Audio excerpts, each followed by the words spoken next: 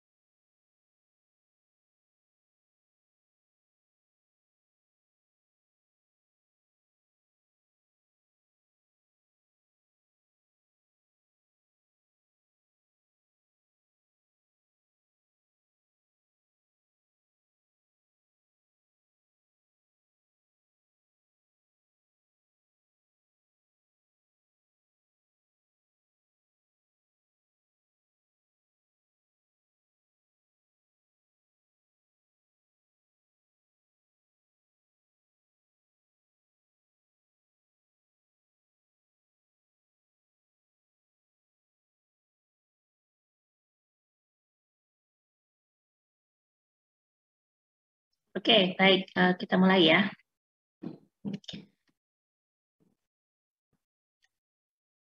Jadi hari ini yang pertama akan kita bahas adalah mengenai transaksi terapeutik. Ya, kalau Anda mendengar kata transaksi yang ada di dalam pikiran Anda apa kira-kira? Transaksi itu apa?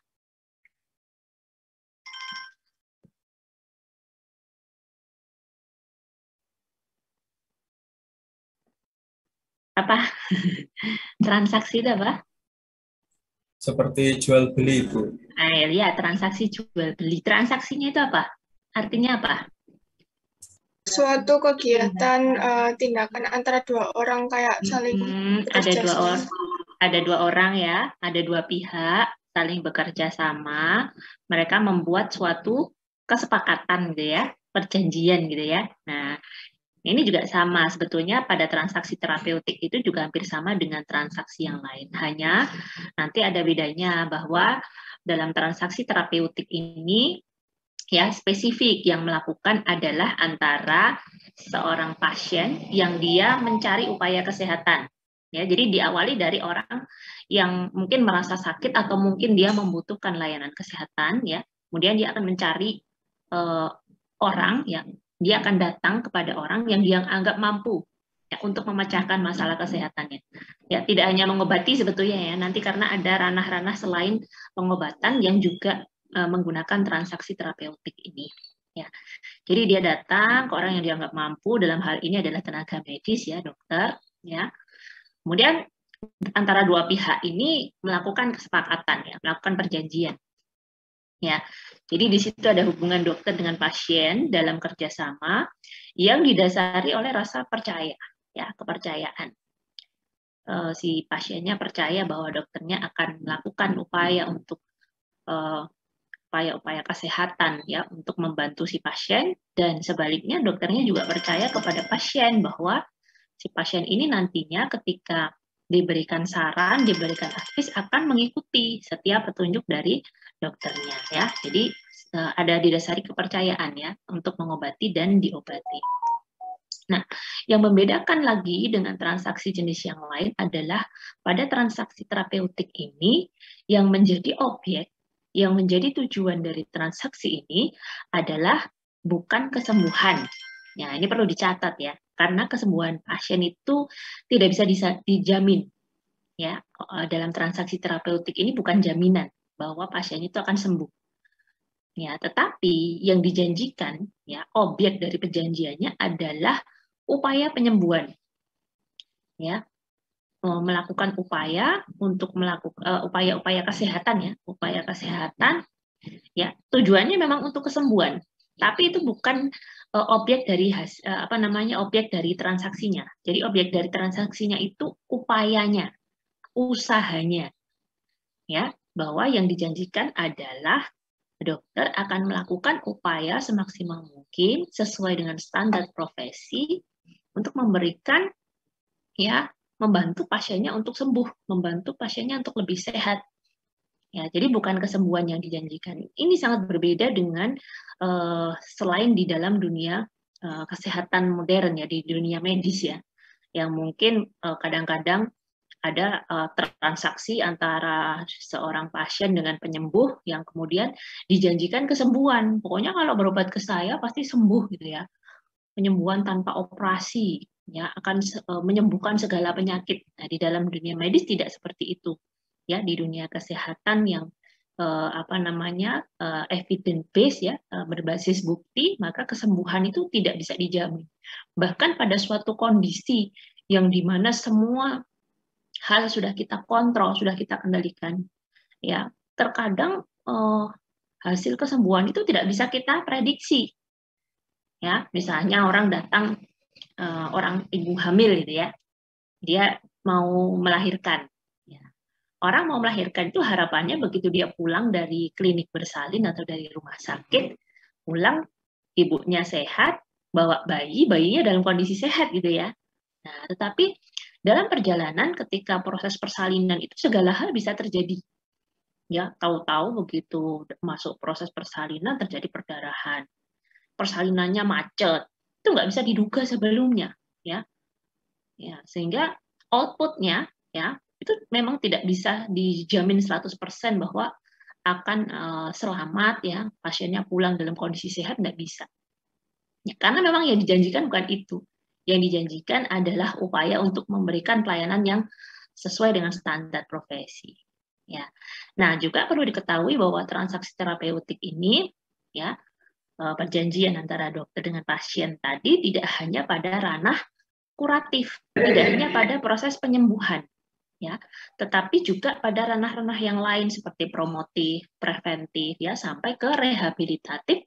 Itu juga di situ ada ya perjanjian antara seorang pasien ya dengan tenaga medis, ya, dan ini dilindungi oleh perundang-undangan, ya, aturan perundang-undangan yang berlaku, ya. Juga tercantum di dalam Undang-Undang Kesehatan Nomor 36 Tahun 2009 Pasal 1 bahwa di situ upaya kesehatan dalam transaksi terapeutik itu meliputi promotif, preventif, kuratif, dan rehabilitatif. Nah, dari empat ranah itu macam-macam jenisnya, ya. Misalnya ada medical check up, ya, pemeriksaan kesehatan. Di situ bukan penyembuhan, orangnya nggak dalam kondisi sakit yang pasiennya ya. Ya, dia dalam kondisi sehat, mungkin ingin mengetahui status kesehatannya seperti apa, ya, atau mungkin dia merasa punya faktor resiko misalnya. Sehingga dia datang ya ke klinik, ke layanan kesehatan, ketemu dengan dokter, minta untuk diperiksa. Terjadilah perjanjian di situ, perjanjian medis tadi, transaksi terapeutik. Outputnya bukan kesembuhannya, tapi di situ adalah upaya apa? Kalau medical check up itu screening ya screening kesehatan ya, itu ada upaya preventif ya. Kemudian ada juga misalnya layanan imunisasi. Imunisasi itu bukan bukan pengobatan ya. Ya, dia adalah upaya preventif, pencegahan terhadap penyakit. Ya, ini orang dengan kesadaran ya, misalnya dalam kondisi pandemi seperti ini ya, dengan kesadaran datang untuk meminta diimunisasi gitu ya. Terjadi perjanjian di situ ya untuk memberikan imunisasi. Keluarga berencana misalnya ya, pemakaian alat-alat KB ya, ini adalah upaya-upaya preventif ya untuk promotif, ada promotifnya juga, promotif dan preventif dalam rangka mencapai kesejahteraan keluarga yang lebih baik ya, dengan cara membatasi jarak kelahiran ya, membatasi jumlah kelahiran ya, menjarangkan jarak kehamilan ya, sehingga menjadi lebih sejahtera anggota keluarganya. Kemudian juga yang paling sering terjadi adalah transaksi terapeutik pada usaha penyembuhan penyakit ya, orang sakit datang berobat, minta untuk diobati supaya sembuh gitu ya. Nah, kemudian dokternya menjanjikan akan memberikan pelayanan yang sesuai dengan standar profesi.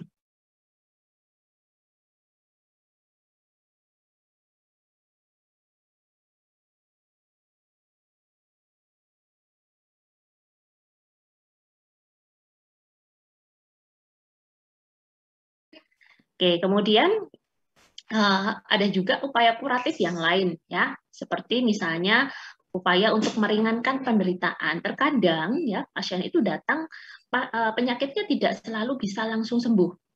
Ya, ada kalanya pasien itu berada pada kondisi di mana penyakitnya itu kronis ya, tidak bisa disembuhkan ya.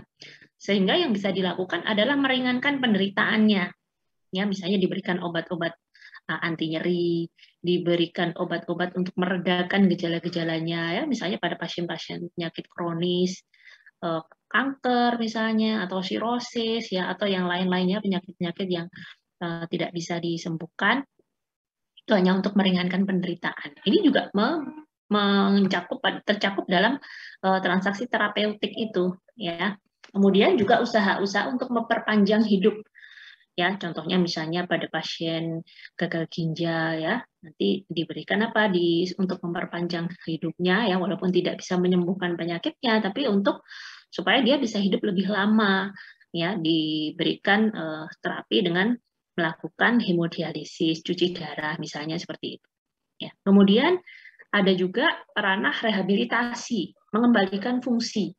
ya sudah terlanjur sakit atau mungkin terjadi cacat, ya bagaimana dia bisa dikembalikan fungsinya paling tidak di mendekati normal walaupun tidak sampai normal gitu ya.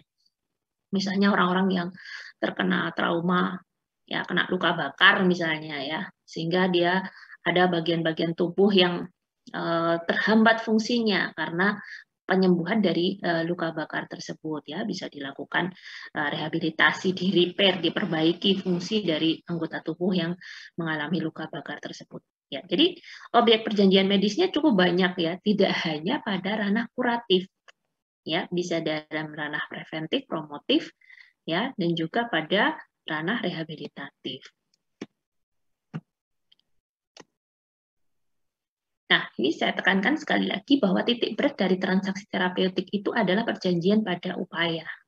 Kalau dalam bahasa Belanda dikenal dengan sebutan inspanning verbintenis. Bukan perjanjian pada hasil atau resultat, ya. Nah, pada transaksi terapeutik ini inspanning verbintenis. Yang dijanjikan adalah upayanya. Dan ini sangat penting pemahaman ini, ya. Karena nantinya akan sangat menentukan ya ketika misalnya ada gugatan-gugatan hukum yang berkaitan dengan kasus-kasus pada pelayanan kesehatan, ya misalnya pasiennya menggugat karena sudah keluar biaya banyak ternyata kok tidak sembuh gitu ya, atau merasa belum mendapat pelayanan yang maksimal misalnya. Nah ini kalau misalnya terjadi kesepakatan ya, kesepahaman antara dokter dengan pasien ya, saling mengerti, seharusnya kasus-kasus gugatan hukum seperti ini tidak terjadi. Asalkan memang kedua pihak sudah melakukan kewajibannya masing-masing. Ya, kalau seandainya si tenaga medisnya ini sudah melakukan usaha yang maksimal, yang dijanjikan tadi memberikan usaha yang maksimal. Maksimal itu apa? Harus ada standarnya. Maksimal menurut satu orang belum tentu maksimal menurut orang lain. Tapi yang jadi patokan adalah standar pelayanan, standar profesi. Ya, kalau semuanya sudah dilakukan sesuai dengan standar profesi, ya sudah berarti selesai. Dia tidak ingkar janji, tidak mengingkari perjanjian yang sudah dibuat. Kalau kemudian ternyata pasiennya tidak sembuh atau bahkan mungkin dia jadi cacat atau jadi meninggal, ya itu sesuatu yang di luar dari yang dijanjikan. Ya, karena memang yang dijanjikan di awal kesepakatan itu adalah berupa upaya kesehatan yang maksimal sesuai dengan standar profesi. Ya, kalau ini masing-masing disadari, ada hak dan kewajiban yang masing-masing harus dijalankan, seharusnya permasalahan-permasalahan hukum itu tidak akan terjadi.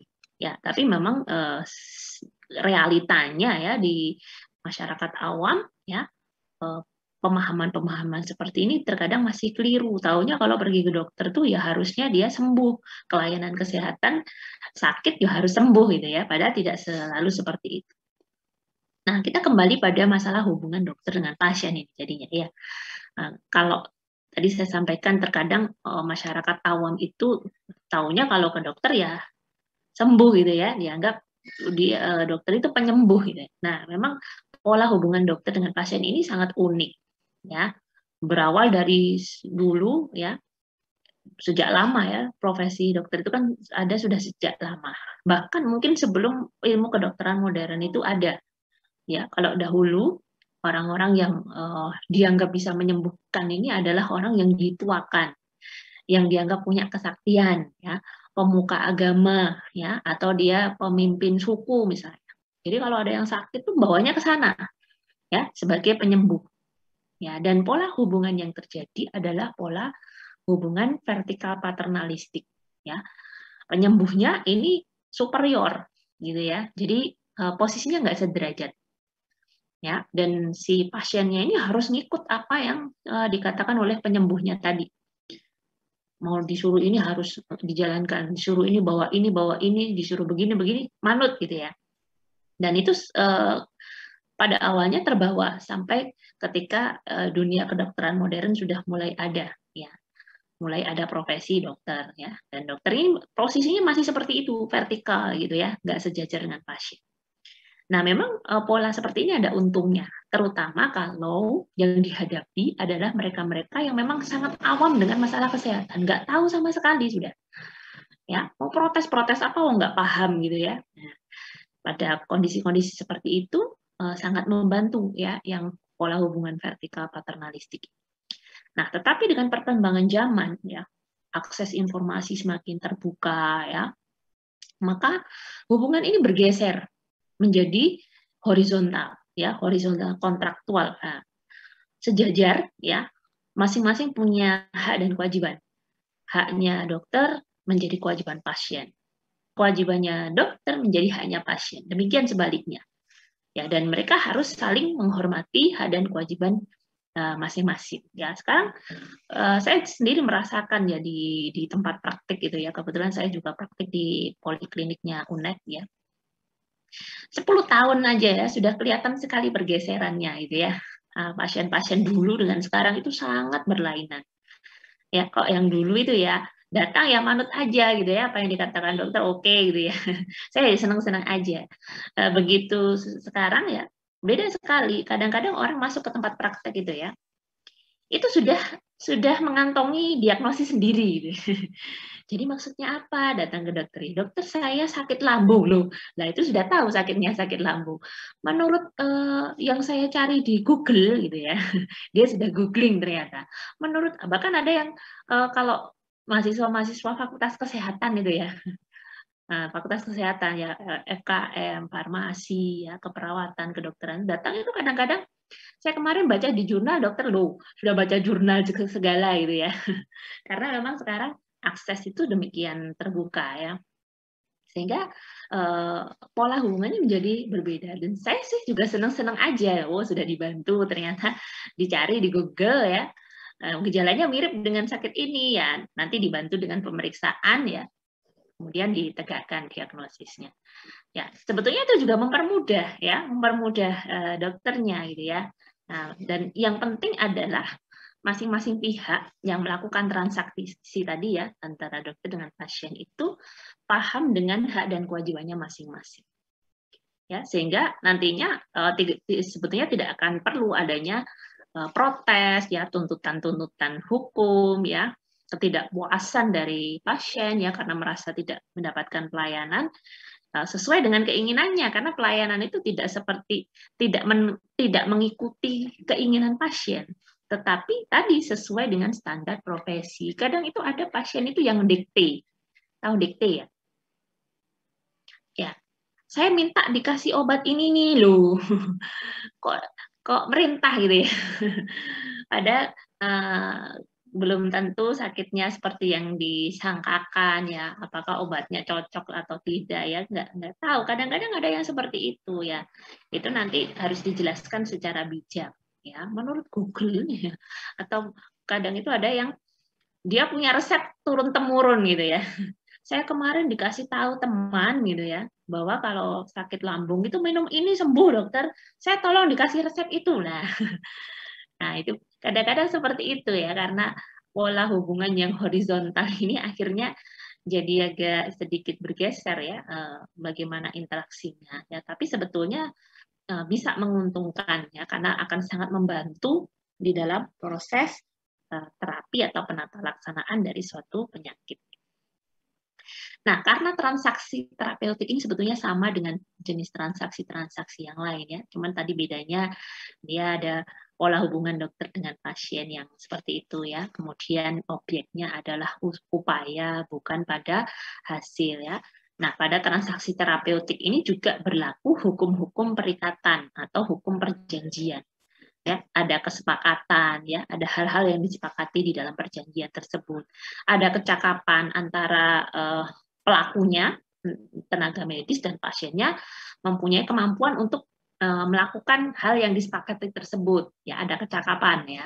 Kemudian mengenai hal tertentu ya yang disepakati itu berkaitan dengan tadi ranah bisa promotif, preventif, kuratif maupun rehabilitatif. Dan merupakan suatu sebab yang diperbolehkan. Tidak boleh perjanjian ini dalam hal-hal yang tidak diperbolehkan, yang melanggar norma agama, norma masyarakat, kebiasaan.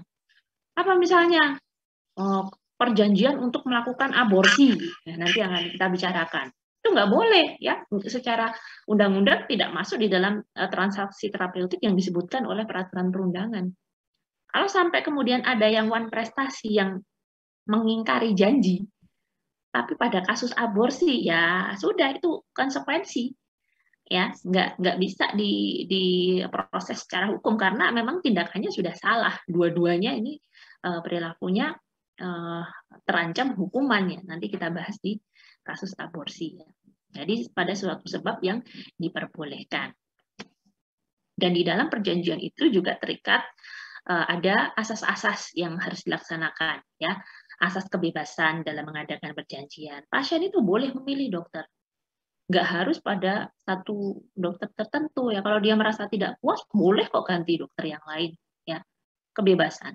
Pun demikian juga dokter itu sebetulnya punya kebebasan untuk memilih. Ya, ini pasien ini sangat tidak kooperatif ya. Dan kalau berobat biasanya saya kasih obat nggak pernah diminum gitu ya. Nah, ini boleh misalnya diminta untuk mencari pelayanan kesehatan yang lain. Atau misalnya begini, dokter ini merasa tidak kompeten. Wah, ini kalau dirawat di sini ya, atau diobati di sini, peralatannya kurang memadai ya, dan saya tidak punya keterampilan untuk memeriksa lebih lanjut. Ini harusnya ditangani oleh dokter yang lebih ahli gitu misalnya. Itu boleh menolak seperti itu ya, dengan menyarankan pada layanan kesehatan lain yang lebih baik lagi ya. Nah, jadi boleh seperti itu. Kemudian konsensualisme ya. Ada hal-hal yang dijadikan konsensus yang disepakati bersama. Kemudian ada asas kepercayaan, ya, saling percaya. Dokternya percaya dengan pasien, pasiennya percaya dengan dokter, ya. Ada hubungan imbal balik. Kemudian kekuatan mengikat, ya, kedua-duanya terikat di dalam perjanjian tadi. Ada hak dan kewajiban yang harus sama-sama dilaksanakan. Ada persamaan hukum, tidak boleh membeda-bedakan, ya, membeda-bedakan. Kalau yang ke orang, misalnya ke pejabat, ya pelayanannya lebih baik gitu ya. Kalau yang enggak, ya biasa-biasa aja ya, ada perbedaan. Nggak boleh seperti itu ya. Kemudian keseimbangan, hak dan kewajibannya seimbang. Dia mau dapat hak, maka kewajibannya harus dilaksanakan. Ya, ada kepastian hukum. Kalau misalnya salah satu pihak ini mengalami melakukan tindakan yang mengingkari dari perjanjian, ya, istilahnya kalau dalam istilah hukum itu one prestasi ya, dia mengingkari perjanjian, maka ada kepastian hukum ya, ada sanksi yang bisa dikenakan pada orang yang mengingkari perjanjian tadi, baik itu dokter maupun pasiennya. Ya. Kok nggak sembuh ya? Saya sudah berobat berkali-kali tapi kok nggak sembuh lah. Berobat itu setelah dapat obatnya diminum nggak? Enggak lah.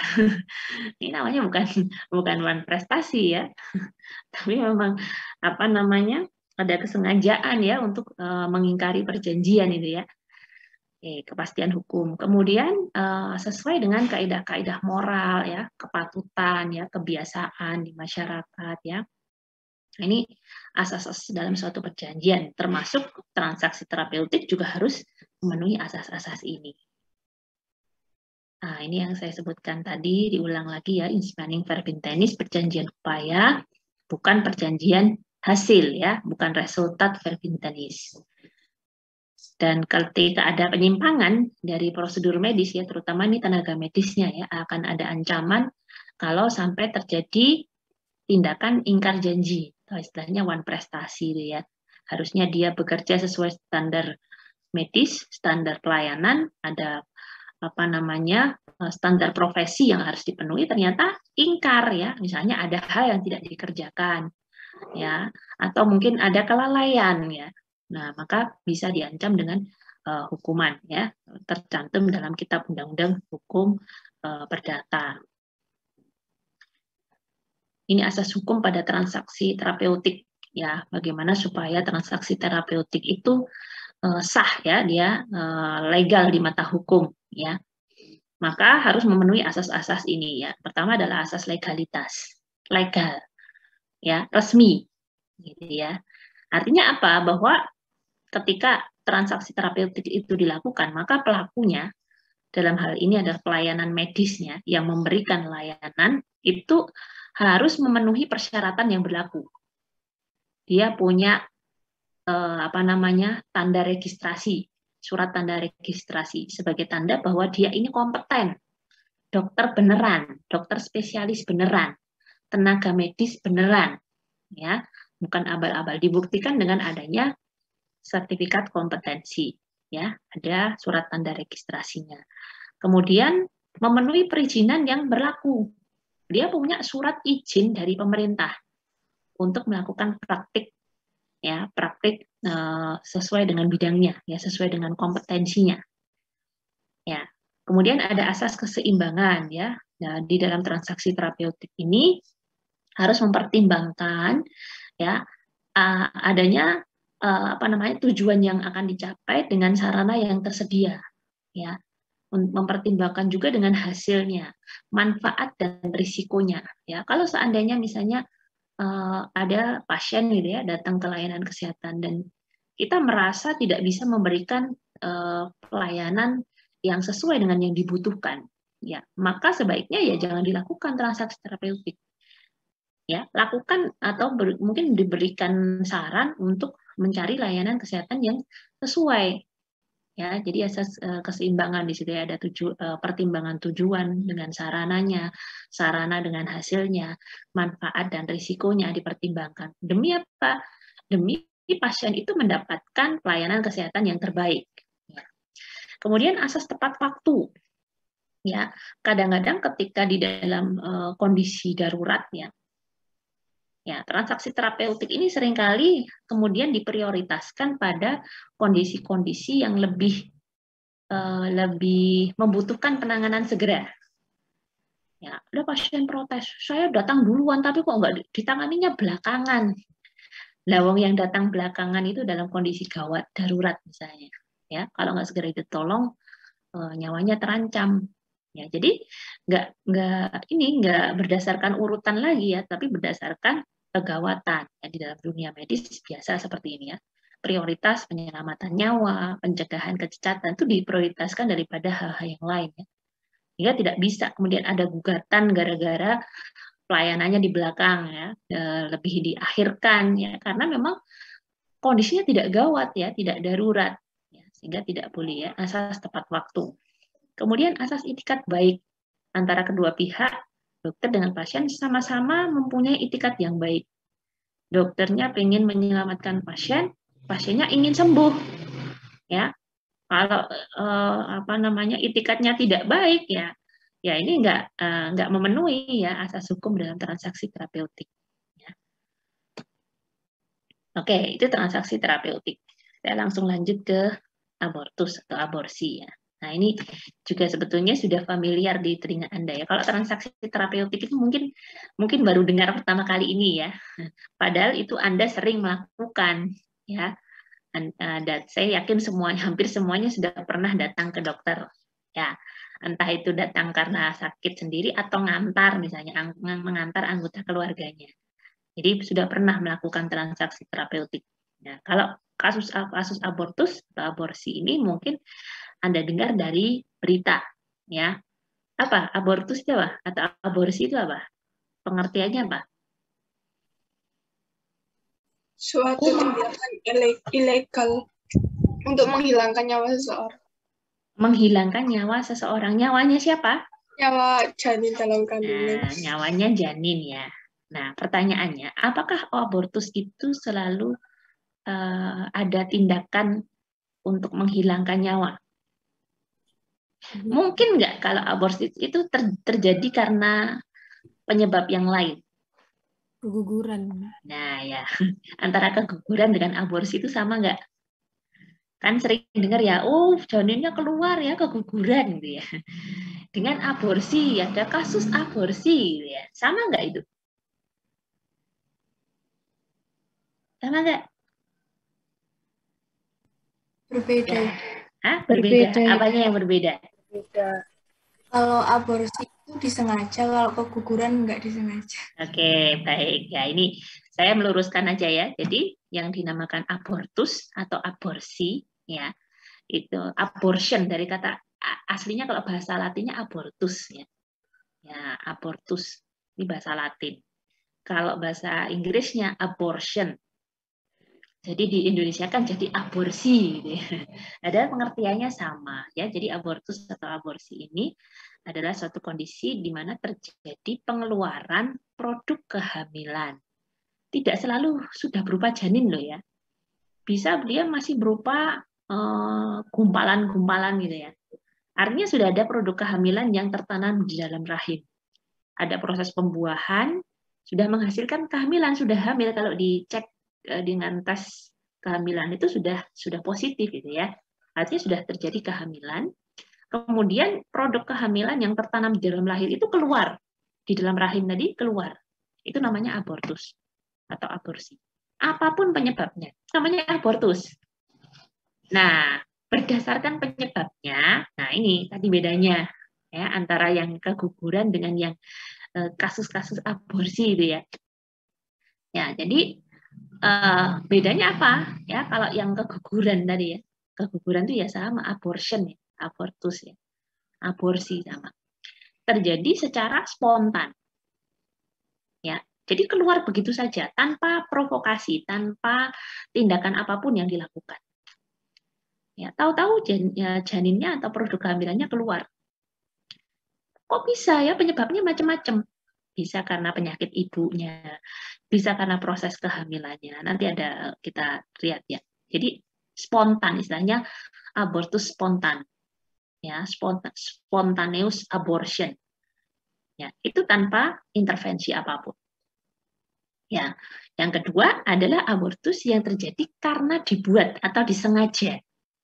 Nah, ini yang pada kasus-kasus aborsi itu dia dibuat, disengaja, atau istilahnya adalah abortus provokatus.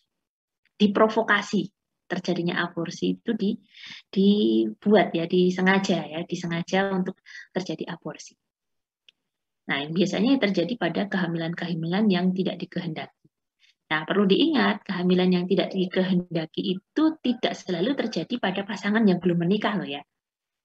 Ya, bisa juga terjadi pada pasangan yang sudah menikah, tapi sudah nggak pengen punya anak lagi. Anaknya sudah 5 kayak saya, gitu. Ternyata hamil lagi gitu ya. Waduh, kok hamil lagi nih, menghidupinya nggak sanggup gitu ya, sehingga terjadi abortus provokatus. Ya. Ada kasus-kasus seperti itu ada. Dan ini merupakan suatu tindak pidana, ya. Alasan apapun ya, karena anaknya sudah banyak ya, yang lainnya sudah tidak terawat, ini masih mau tambah lagi ya, tidak bisa diterima. Ini masalah nyawa gitu ya. Ya, apapun yang terjadi, ya, abortus provokatus ini tidak diperbolehkan. Kecuali ya nanti di aturan undang-undang ada pengecualian. Yaitu dalam kondisi-kondisi di mana ya ada indikasi medis. Ada alasan-alasan medis yang mengharuskan produk kehamilan itu dikeluarkan, diaborsi. Karena kalau tidak dikeluarkan, maka justru akan membahayakan nyawa si ibu. Janinnya belum tentu hidup, tapi ibunya yang dipastikan harus hidup. Ya, jadi dengan indikasi-indikasi tertentu, maka kasus abortus provokatus ini diperbolehkan dengan indikasi medis atau istilahnya adalah abortus provokatus medicinalis. Itu atas indikasi medis. Nah, kalau yang tanpa indikasi medis tadi alasannya nggak bisa diterima secara keilmuan medis karena anaknya sudah banyak, karena sudah nggak ingin punya anak lagi, ibunya sudah usianya sudah tua, nggak sanggup lagi untuk hamil. Ya. Itu kan persepsi dari si orang awam ya. Secara medis sebetulnya tidak ada alasan untuk melakukan aborsi.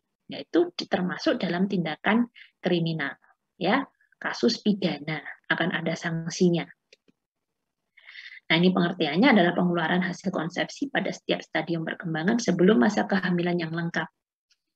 Nah, terbagi 2 kelompok, ada yang spontan tadi ya, terjadi begitu saja ya, dan ada yang sengaja dibuat atau abortus provokatus.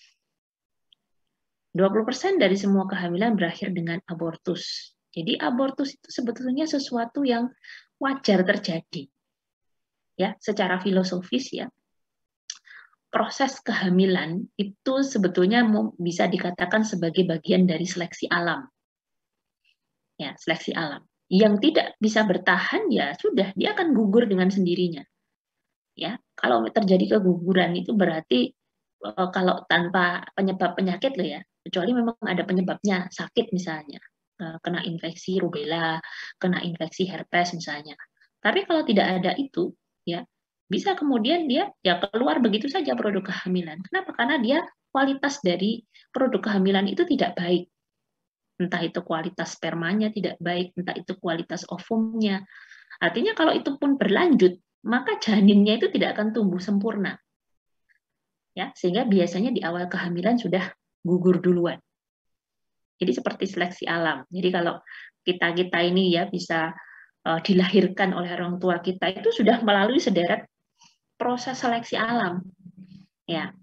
Makanya begitu sudah ada kehidupan di dalam rahim, itu sudah tidak boleh diakhiri. Ya, karena itu merupakan proses seleksi yang panjang, ya. Sudah dipilih gitu ya. Kok malah diaborsi ya. Makanya hukumannya berat. Ya. Kemudian 50% sampai 60% semua kasus abortus adalah abortus spontan. Kebanyakan adalah abortus spontan. Ya. Yang provokatus itu sebenarnya tidak banyak. Atau diduga abortus spontan kalau mengenai pasangan suami istri yang belum punya anak, ya lama tidak punya anak, kemudian sudah punya anak tapi masih ingin anak, itu berarti kalau terjadi abortus biasanya adalah abortus spontan. Tapi kalau pada kasus-kasus pasangan di luar nikah, ya kemudian tahu-tahu melakukan janinnya gugur ya, keguguran. Nah, itu patut dicurigai, jangan-jangan ini abortusnya diprovokasi gitu ya. Atau pada kehamilan-kehamilan yang tidak dikehendaki. Kemarin sudah ngomong nggak pengen punya anak lagi gitu ya, karena keberatan. Tahu-tahu kok hamil, habis itu aborsi gitu ya, keguguran ya. Ini jangan-jangan terjadi abortus provokatus yang kriminal. Nah, ini penyebab dari abortus spontan ya. Bisa karena macam-macam penyebabnya. Kenapa kok bisa produk kehamilan itu keluar begitu saja ya? Bisa karena kelainan pada rahim, bisa karena kelainan pada ovarium, penyakit-penyakit pada ibu ya.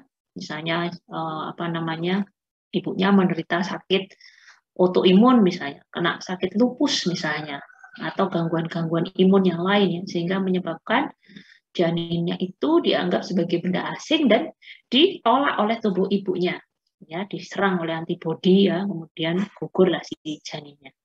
Penyakit-penyakit hormon, ya gangguan-gangguan hormonal ya, sehingga menyebabkan perlekatan janin ke rahim itu tidak kuat. Ya. Kemudian resus, gangguan resus ya, ibunya resusnya negatif, anaknya yang dikandung resusnya positif ya, dihancurkanlah oleh si ibunya, terutama komponen darah dari tubuh si janinnya, ya terjadi keguguran. Instability psikogenik, ya ketidakstabilan mental, ya gangguan-gangguan mental ya, sehingga menyebabkan mungkin ada trauma psikologis ya, sehingga mempermudah terjadinya abortus spontan. Nah, tadi sudah saya sebutkan ada abortus provokatus yang atas indikasi medis, ya terutama kalau di Indonesia ya. Dalam hal ini indikasi medis yang dimaksud adalah keselamatan nyawa dari si ibu. Ini jauh lebih penting daripada kelangsungan hidup dari janinnya. Ya, janinnya ini kan belum tentu hidup ya. Tapi kalau ibunya ini sudah hidup ya, dia punya keluarga ya, mungkin punya anak-anak yang lain ya, sehingga jauh lebih mengutamakan keselamatan ibu. Makanya kalau di dalam dunia kesehatan reproduksi ya, angka kematian ibu itu sangat-sangat mendapatkan perhatian, ya, karena dampaknya sangat besar, ya. Angka kematian bayi juga, ya, tapi jauh lebih besar dampaknya kalau itu menyangkut angka kematian ibu, ya, si ibu yang mungkin dia sudah menyandang peran-peran tertentu ya di keluarganya, di masyarakat, tiba-tiba hilang gitu ya. Apalagi kalau dia sudah punya anak sebelumnya, anaknya masih kecil-kecil karena melahirkan kemudian meninggal. Itu luar biasa sekali. Sehingga nyawa ibu ini menjadi prioritas utama. Nah, pun demikian, ketika akan diputuskan dilakukan abortus provokatus dengan indikasi medis, persyaratannya cukup banyak, ya, dan nggak mudah untuk melengkapinya, ya. Nah, harus benar-benar memang diikuti usaha yang betul-betul kuat, ya, keinginan dari ibunya sendiri, ya, keluarganya, ya. Kemudian harus ada konseling, ya, ada pertimbangan dengan tim ahli. Tidak hanya ahli medis, ya, karena nanti abortus provokatus ini pasti juga akan dampaknya luas, ya, pada hukum, ya, secara sisi hukum, ya, legalitasnya bagaimana, ada persyaratan-persyaratan yang harus dipenuhi supaya tidak dianggap ini adalah abortus provokatus kriminalis, ya. Harus dibedakan, ya. Ada izin tertulis, ya, dari ibunya sendiri, dari suaminya, ada suaminya, ya, atau dari keluarga terdekatnya, ya. Kemudian dokumen-dokumennya lengkap, ya.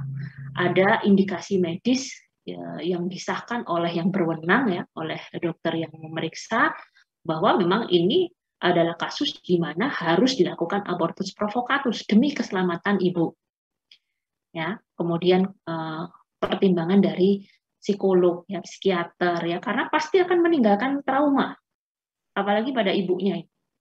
Ya, bayangkan ini sudah hamil, ya, perasa akan punya anak, ternyata harus diaborsi.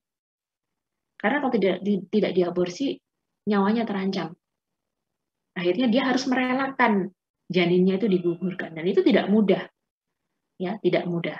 Seakan-akan seperti mengorbankan nyawa anaknya untuk dia, gitu, ya. Nah, makanya perlu konseling atau pertimbangan dari tim ahli psikologi.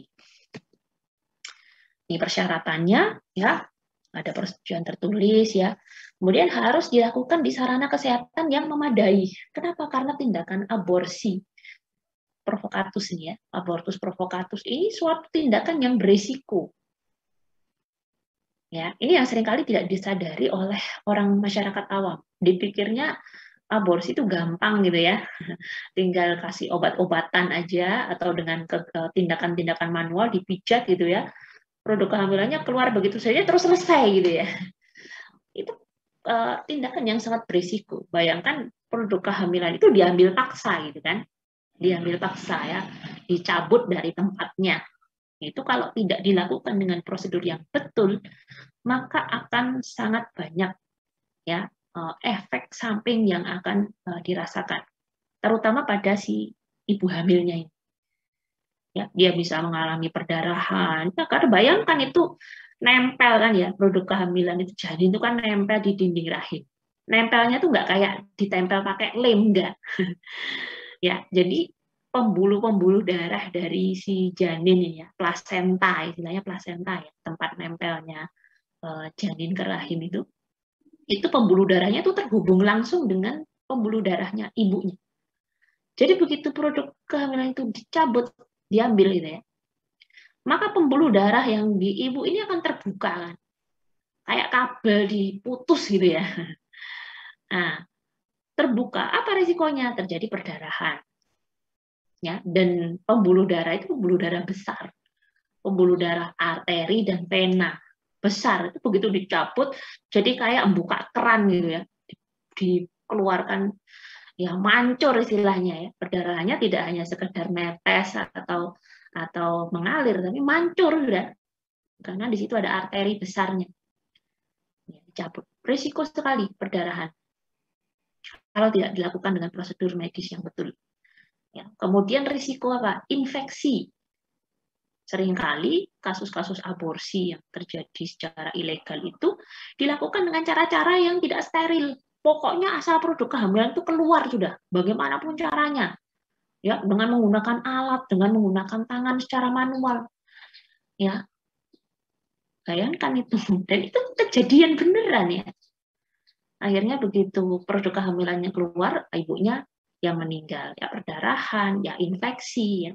Risikonya tinggi sekali, makanya harus dilakukan di sarana kesehatan yang memadai, ya, yang ditunjuk oleh pemerintah. Prosedurnya tidak dirahasiakan, dokumen-dokumennya lengkap, karena memang alasannya jelas, ya, alasannya jelas, diketahui oleh pihak yang berwenang dan diizinkan, ya, sesuai dengan peraturan perundangan yang berlaku. Nah, kemudian cara-cara yang dipakai untuk abortus provokatus yang atas indikasi medis ini juga sesuai dengan prosedur medis.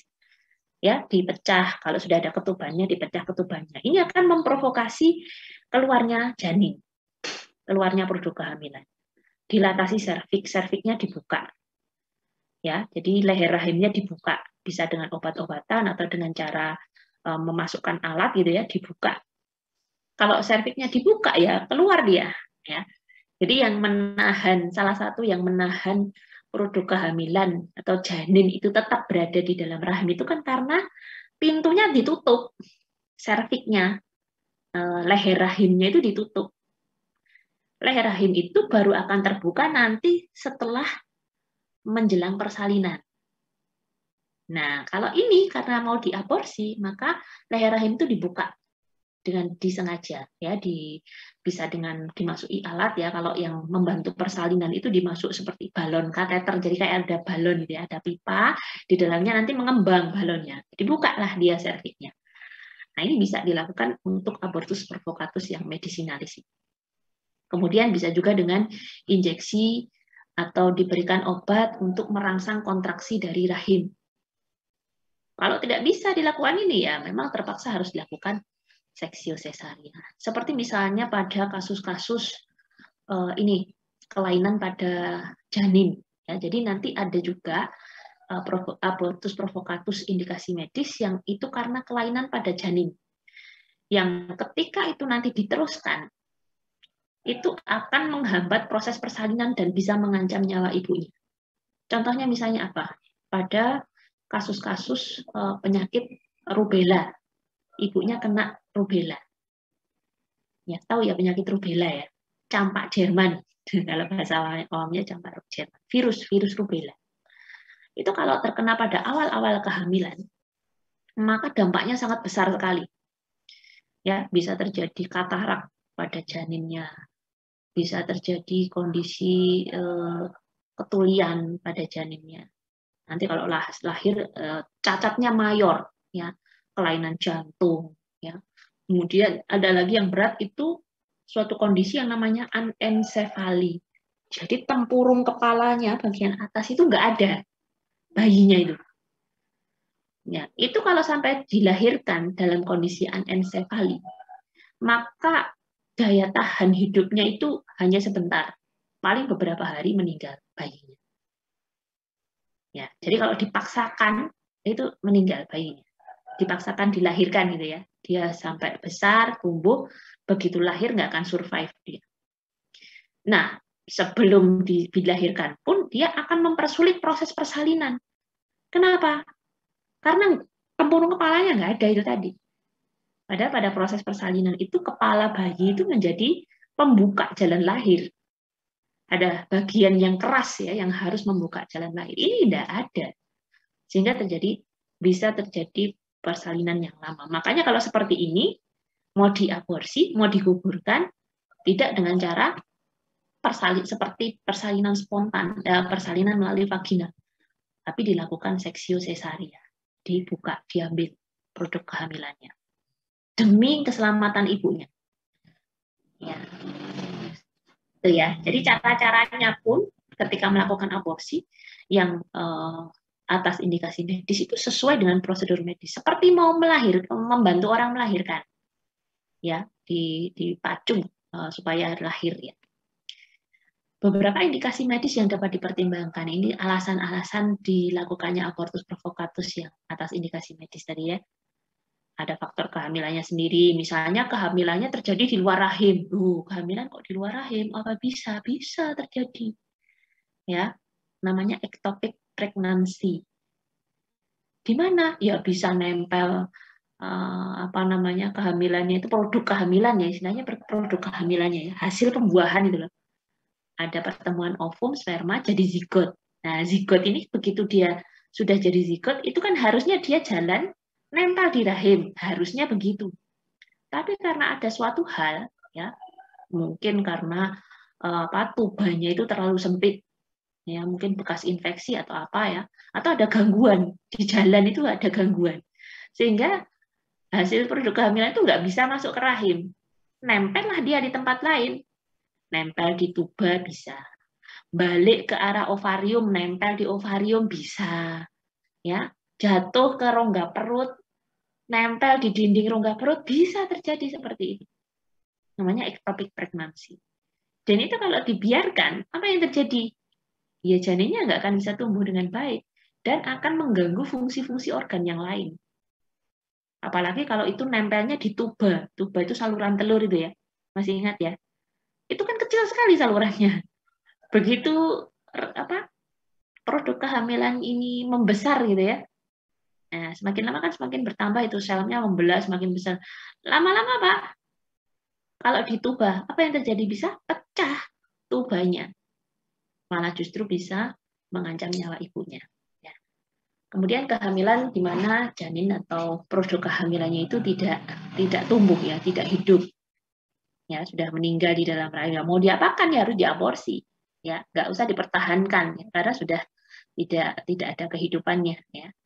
Mulai dari dosa ya, hamil anggur. Hamil anggur itu janinnya nggak tumbuh, yang tumbuh adalah jaringan plasentanya. Ya, kalau seperti ini harus diaborsi. Mau diapakan? Nggak ada janinnya ya. Kemudian kelainan-kelainan pada plasenta ya. Yang ini nanti akan mempengaruhi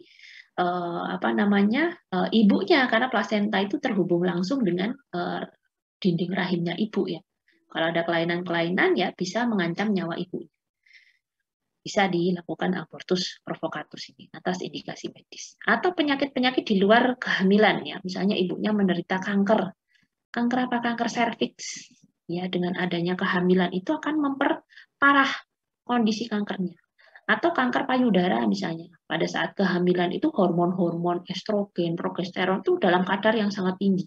Dan itu akan memicu sel-sel kanker di payudara. Ya, sehingga diperbolehkan ya pada kasus-kasus tertentu dipertimbangkan untuk melakukan abortus provokatus. Walaupun kadang-kadang ada yang nggak mau ya, ibunya nggak mau, sudahlah daripada harus diaborsi ya dia merelakan gitu ya. Kankernya nanti dipikir nanti gitu ya. Ada yang seperti itu. Kemudian penyakit sistemik dari si ibu, misalnya ada gangguan ginjal, diabetes yang berat, hipertensi yang berat, gangguan jantung yang berat ya. Toksemia gravidarum. Toksemia gravidarum itu kalau sekarang istilahnya adalah eklamsi, preeklamsi. Kondisi keracunan kehamilan. Istilahnya itu keracunan kehamilan dulu. Karena seakan-akan si ibu ini keracunan akibat janinnya. Karena begitu janinnya lahir, gejalanya hilang. Lucu ya. Nah, makanya diistilahkan kalau zaman dulu itu toksemia gravidarum. Keracunan kehamilan. Seakan-akan ibu ini keracunan akibat dia hamil gitu ya. Keracunan akibat adanya janin. Dan memang seperti itu ya. Jadi karena adanya janin yang nempel di dinding rahim itu memicu perubahan-perubahan di dalam tubuh ibu sehingga menyebabkan terjadinya kenaikan tekanan darah yang sangat tinggi ya. Kebocoran protein di ginjal ya, gangguan ginjal akibat dari adanya kehamilan itu. Sembuhnya gimana nih toksemia gravidarum ini, preeklamsi ini? Sembuhnya adalah ketika janinnya dilahirkan. Ya. Makanya prinsipnya secepatnya dilahirkan. Nah, ini yang susah ya. Nah, masalahnya lahirnya ini dalam kondisi hidup atau enggak gitu ya. Kalau kondisinya si ibu ini masih bisa dipertahankan, preeklamsinya ini, toksemianya ini ringan, mungkin masih bisa dipertahankan kehamilannya. Sampai usia tertentu yang kira-kira si janin ini kalau dilahirkan dia hidup, ya, maka segera diakhiri kehamilannya, diterminasi istilahnya. Tapi kalau dari awal, dari trimester 1 misalnya, tensinya sudah 200, baru trimester 1 itu. Ini kalau dilanjutkan, apa yang terjadi? Nyawa ibunya yang jadi taruhan. Baru trimester 1 sudah 200, nanti melahirkan berapa tensinya? Ya, kalau masih bertahan, begitu masuk trimester 3, kejang ya, wassalam sudah. Susah kalau sudah terjadi kejang. Ya, ini ya penyakit sistemik dari ibu. Nah, ini kemudian yang kriminalis. Kriminalis itu kurang lebih dari 40% dari kasus abortus adalah abortus provocatus criminalis. Pelakunya biasanya wanita yang bersangkutan, ya, dia menggugurkan kandungannya sendiri, ya, entah bagaimana caranya, ya, karena mungkin merasa takut, ya, janinnya ini bermasalah karena memang melalui sebuah hubungan yang ilegal, ya, atau dia takut misalnya kalau sudah bersuami, takut ternyata kok hamil lagi, sudah diwanti-wanti jangan sampai hamil lagi, ini hamil lagi gitu, ya. Nah, ini biasanya wanita yang bersangkutan. Kemudian dokter atau tenaga medis lain bisa karena alasan demi keuntungan, ya, atau demi rasa simpati, tetap tidak boleh, ya. Orang lain yang bukan tenaga medis yang karena suatu alasan tidak menghendaki kehamilan seorang wanita. Ya, jadi pelakunya bisa bermacam-macam. Cara-caranya pun juga tidak sesuai dengan prosedur medis tadi, ya. Nah, bisa dengan kekerasan. Biasanya dilakukan dengan kekerasan, baik itu kekerasan mekanik maupun kekerasan kimiawi, diberikan obat-obatan, ya, yang merangsang kontraksi rahim. Kalau yang mekanik macam-macam caranya. Ada yang dipijat, ada yang dengan menggunakan alat-alat dimasukkan ke dalam rahimnya, ya, untuk yang penting produk kehamilannya keluar gitu, ya. Yang kekerasan mekanik yang umum misalnya disuruh naik gunung gitu. Tahu hamil naik gunung supaya keguguran, ya. Tekanan atau trauma pada abdomen dipijit misalnya, ya. Kemudian yang lokal ini memasukkan alat-alat, ya, masuk ke dalam dinding rahim untuk mengambil produk kehamilan. Dan itu sangat berbahaya, bisa menyebabkan kematian. Kematian siapa? Kematian ibunya. Kalau janinnya jelas mati, ya. Ibunya bisa meninggal mendadak, ya, karena tadi ada intervensi mekanik tadi yang memasukkan alat-alat, ya. Itu sangat mungkin terjadi rangsangan pada vagal ini dari kata vagus, ya, nervus vagus, saraf pada tubuh manusia, saraf nomor 10, ya, nah, istilahnya saraf nomor 10 yang dia mempengaruhi atau mengatur, salah satunya adalah mengatur tanda-tanda vital pada tubuh manusia, denyut jantung, pernafasan. Ini kalau terangsang vagalnya ini, nervus vagusnya ini bisa mati mendadak. Ya, kemudian dan itu lokasinya banyak, ya, nervus vagus ini, saraf vagus ini tersebar. Salah satunya adalah di organ reproduksi. Ya, itu kalau tidak hati-hati, ya, orang yang menangani itu tidak tahu masalah anatomi fisiologi, ya, bisa terjadi vagal refleks. Emboli udara, seperti saya sebut tadi, aborsi itu mencabut produk kehamilan dari tempatnya. Tempatnya mana tadi? Di rahim. Di situ ada pembuluh-pembuluh darah. Begitu ini dicabut, maka pembuluh darah itu kan terbuka. Dan dia langsung berhubungan dengan udara. Udaranya bisa masuk ke dalam pembuluh darah, berbentuk gelembung-gelembung, masuklah dia ke aliran darah. Nah, di suatu tempat dia akan berhenti. Mungkin tempatnya sempit. Nah, kebetulan sampai ke paru-paru. Nah, kolapslah paru-parunya, meninggal. Emboli paru. Nyampe ke otak, tiba-tiba stroke. Nyampe ke pembuluh darah jantung, tiba-tiba jantungnya berhenti. Nah, ini karena emboli. Kemudian perdarahan, tadi sudah saya sebutkan. Itu yang segera biasanya. Keracunan anestesi kalau misalnya diberikan obat-obatan anestesi. Kemudian yang delay, ya, bisa jadi meninggalnya itu tidak segera setelah aborsinya. Ya, bisa beberapa hari sesudahnya. Karena apa? Biasanya karena infeksi. Tadi karena dengan metode-metode yang tidak steril, ya, menggunakan alat-alat yang jauh dari prosedur medis yang steril, ya. Septikemi, piemi, general peritonitis, toksemia, tetanus, ini karena apa? Karena prosedur yang tidak steril. Perforasi uterus, uterusnya atau rahimnya jadi sobek karena intervensi mekanis tadi, ya. Ada juga yang disemprot dengan zat-zat kimia tertentu, ya, sehingga menimbulkan emboli juga.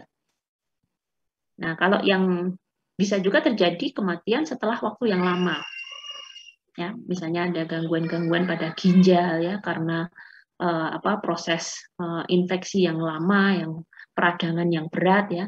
Kemudian infeksinya bisa menyebar ke tempat lain, ya, endokarditis itu ke jantung, pneumonia ke paru-paru, meningitis ke selaput otak, ya, karena infeksi dari saluran reproduksi tadi.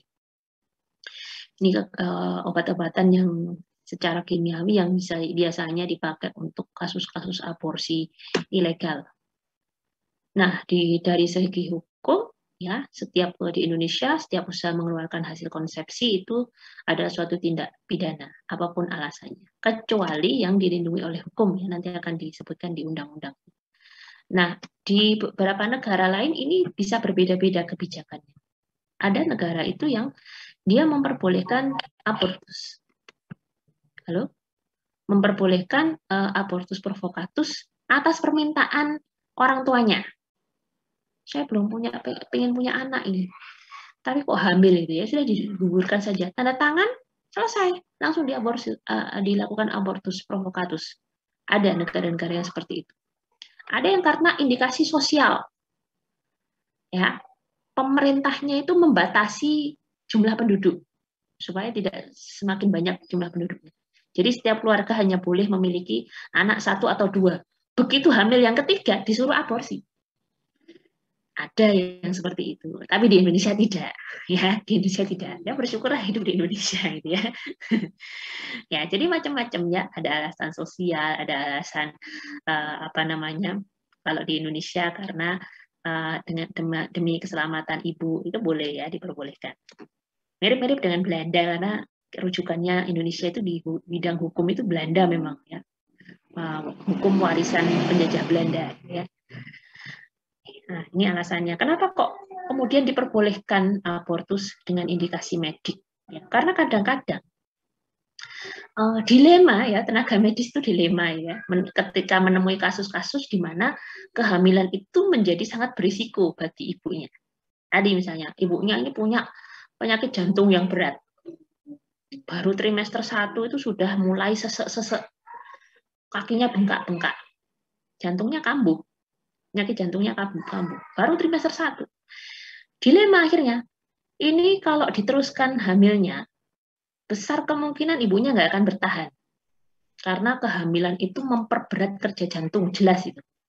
Ya, janin itu kan juga di dalam janin juga ada peredaran darahnya. Ini semuanya ditanggung oleh si ibu ini. Jadi begitu ibunya ini punya gagal jantung misalnya ya, jantungnya sudah nggak kuat memompa, apalagi hamil. Ini kalau diteruskan kehamilannya, ibunya kemungkinan besar akan tidak bisa bertahan. Tapi kalau digugurkan, dokternya yang masuk penjara gitu ya. Nah, akhirnya pada kasus-kasus seperti ini diberikan kelonggaran, ya, dengan indikasi medis boleh dilakukan abortus provokatus. Ini undang-undang yang berlaku di Indonesia, ya. Di KUHP ini adalah pasal-pasal yang mengancam mereka-mereka yang melakukan abortus tanpa indikasi medis. Ya, pelakunya, ya yang membantu melakukan aborsi, ya yang memberikan persetujuan, ya, semuanya kena. Makanya kalau ada kasus-kasus misalnya ditemukan janin aborsi gitu ya, meninggal itu dicari sampai ketemu siapa yang buang itu siapa, yang melakukan siapa, karena semuanya bisa kena ancaman hukum pidana, ya, baik itu penjara ataupun denda. Ya, kemudian di Undang-Undang Kesehatan ya tahun 92, kemudian yang baru tahun 2009 itu juga memuat persyaratan adanya abortus provokatus yang diperbolehkan tadi atas indikasi medis tadi. Karena ini dari sisi kesehatan ya, memang dari sisi kesehatan. Ya, kalau yang ini memang bagi mereka-mereka yang melakukan tindakan abortus kriminalis, ya, abortus provokatus kriminalis. Nah, ini rinciannya ya, pasal 299 KUHP mengobati atau seorang wanita atau menyuruh supaya diobati dengan diberitahukan atau timbul harapan bahwa karena pengobatan itu hamilnya dapat digugurkan. Ya, ini bukan wanitanya ya, loh ya. Ini yang menyarankan untuk digugurkan, ya, diobati aja, ke sana aja, ke klinik sana, klinik aborsi, itu kena pidana, ya. Kemudian ini pada wanitanya sendiri yang sengaja menggugurkan atau mematikan kandungannya, atau menyuruh orang lain untuk itu, tolong kandungan saya digugurkan, ini dia di penjara, dianya sendiri kena hukuman. dengan tanpa persetujuan. Jika menyebabkan matinya wanita tersebut dikenakan pidana penjara paling lama 15 tahun. Kemudian dengan persetujuannya diancam dengan pidana, ya misalnya pacarnya atau pasangan ilegalnya gitu ya, itu juga kena hukuman. Ini pada tenaga yang membantu proses aborsinya, yang melakukan kejahatan, ya, maka pidana ditentukan dalam pasal itu dapat yang tadi ya, dia kena pidana ditambah kalau dia berpraktek sebagai penyembuh ya, entah itu dokter, entah itu bidan ataupun tenaga kesehatan yang lain, maka akan dicabut izinnya, ya, dicabut izin praktiknya. Ini hukuman yang berat ya. Ada dokter bidan kok dicabut izin prakteknya, ya wis wassalam, gitu ya. Mau apa lagi gitu ya. Nah itu belum nanti dapat sanksi dari majelis kehormatan di profesinya masing-masing. Nah, juga nggak boleh nih, barang siapa secara terang-terangan mempertunjukkan suatu sarana untuk menggugurkan kandungan, iklan obat aborsi, wah itu kena itu nanti, ya, atau menyarankan ke sana dulu ke klinik sana, bisa kena juga, menawarkan iklan klinik aborsi. Nah, ini yang di Undang-Undang Kesehatan Nomor 23 Tahun 92 ya, Pasal 15, dalam kondisi darurat untuk menyelamatkan jiwa ibu hamil atau janin dapat dilakukan tindakan medis tertentu yang dilakukan tenaga kesehatan yang atas pertimbangan tim ahli, disetujui oleh ibu hamil atau suami atau keluarganya berdasarkan indikasi medis dan pada sarana kesehatan tertentu. Dan ini nanti ditetapkan dengan peraturan pemerintah persyaratannya. Pasal 80, barang siapa yang sengaja melakukan tindakan medis tertentu terhadap ibu hamil yang tidak memenuhi ketentuan sebagaimana, nggak ada indikasi medisnya, atau dia tidak punya wewenang untuk melakukan aborsi misalnya, maka dia dituntut dengan pidana penjara paling lama 15 tahun dan denda 500 juta. Oh, luar biasa sekali. Siapa mau bayar 500 juta? Ya. Kemudian di Undang-Undang Kesehatan Nomor 36 Tahun 2009, setiap orang dilarang melakukan aborsi. Pasal 1. Ya, yang utama itu. Nah, larangan ini dikecualikan berdasarkan ini kalau ada kedaruratan medis yang dideteksi sejak usia dini kehamilan. Jadi ini kalau diteruskan, ibunya terancam nyawanya. Atau tadi, janinnya ternyata menderita cacat bawaan yang berat. Itu kalau dilahirkan, kualitas hidupnya jelek. Ya, daya tahan hidupnya hanya sedikit sekali, kemungkinannya hanya kecil sekali untuk bisa hidup bertahan setelah dia dilahirkan. Ya sudah digugurkan saja. Itu boleh. Nah, pada Undang-Undang yang Kesehatan Nomor 36 Tahun 2009 itu ada tambahan, kehamilan akibat perkosaan. Itu juga diperbolehkan. Nah, ini tetapi harus dipenuhi betul-betul ini bahwa itu betul-betul kasus perkosaan. Ya, ada loh yang cuma ngaku-ngaku saya ini diperkosa gitu ya. Makanya diminta untuk digugurkan kandungannya padahal bukan perkosaan, ternyata adalah hubungan suka sama suka gitu ya. Nah, supaya dia diperbolehkan untuk digugurkan, maka alasannya adalah pemerkosaan. Itu harus ada buktinya nanti. Ada visumnya ya bahwa ada tindakan kekerasan ya, sehingga dibuktikan bahwa ini adalah suatu kasus perkosaan. Maka kalau kemudian si wanita ini hamil, itu boleh dilakukan abortus provokatus. Karena apa? Dengan pertimbangan apa? Harus ada pertimbangannya. Kalau si wanitanya baik-baik saja, ya sudah, enggak apa-apa lah, saya tetap hamil, enggak apa-apa lah, kasihan gitu ya, janinnya tidak berdosa. Tapi kalau kemudian ada ini ya, trauma psikologis, misalnya ibunya jadi depresi atau stres, yang itu kalau kehamilannya diteruskan, pasti akan memperberat kondisinya. Ya, awalnya hanya depresi, begitu janinnya sampai besar, lahir, jadi gila beneran gitu ya. Nah, itu karena makanya ada pertimbangan dari tim ahli nanti ya, dari psikolog, dari psikiater. Oh, ini memang harus digugurkan karena betul-betul trauma ya si ibunya ini. Hanya tindakan tersebut hanya dapat dilakukan setelah melalui konseling dengan penasihat, baik sebelum tindakan maupun sesudah tindakan. Sebelumnya dikonsultasikan dulu ke tenaga ahli ya, medis, agama, psikolog dan lain-lain. Sesudah tindakan dilakukan konseling lagi, pendampingan. karena itu berat, pasti akan berat bagi si ibunya. Ya, sekali lagi, walaupun diinginkan oleh si ibunya untuk melakukan aborsi, tapi bagaimanapun itu pasti akan meninggalkan trauma. Ya. Nah, ini dimaksud dalam pasal 75 tadi hanya dapat dilakukan sebelum kehamilan umur 6 minggu. Jadi diusahakan itu seawal mungkin diaborsi. Ya, kalau di agama Islam itu kan dia ditiupkan ruh setelah sekian hari gitu ya. Nah, kalau bisa nggak melebihi itu gitu. Karena kemungkinan ini belum ada nyawanya gitu ya. Jadi istilahnya bukan membunuh, tapi kalau di dunia medis itu yang dianggap sudah hidup itu begitu ada hasil pembuahan jadi zigot itu seharusnya sudah tidak boleh dihilangkan. Nah, makanya dibuat patokan ini umur 6 minggu ya. Kalau bisa. Tetapi dalam kondisi darurat, ya misalnya diketahui ada kelainan-kelainan di tubuh ibunya itu setelah janinnya lebih dari 6 minggu, maka tetap diperbolehkan.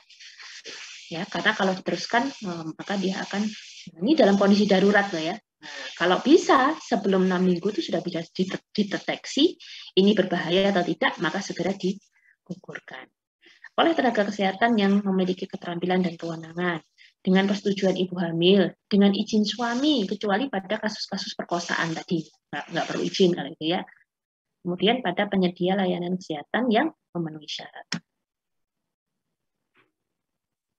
Oke, sampai di sini sudah selesai. Nanti materinya saya upload dulu di MMP ya, bisa dibaca-baca lagi.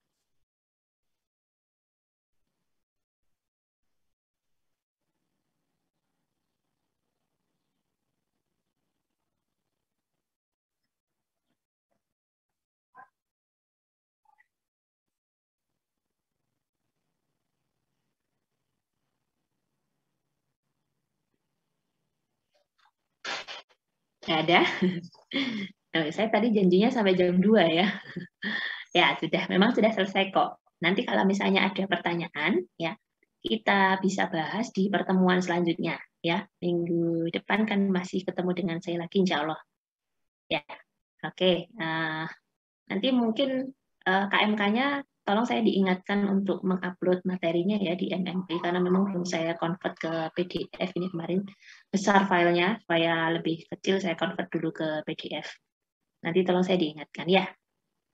Baik. Sementara kalau belum ada pertanyaan, saya akhiri ya Zoom kita pada siang hari ini. Alhamdulillah sudah bisa kita selesaikan. Mudah-mudahan apa yang kita bahas pada siang hari ini bermanfaat untuk Anda nantinya ketika sudah masuk ke dunia kerja ya. Dan terima kasih atas kehadirannya walaupun hari Sabtu ya, weekend ya, harusnya liburan ya. Tapi nongkrong di depan laptop ya, ini luar biasa. Saya ucapkan terima kasih. Saya akhiri Zoom kita pada siang hari ini. Billahi taufiq wal hidayah. Assalamualaikum warahmatullahi wabarakatuh. Waalaikumsalam warahmatullahi wabarakatuh. Terima kasih, Bu. Ya, saya tutup ya Zoom-nya ya.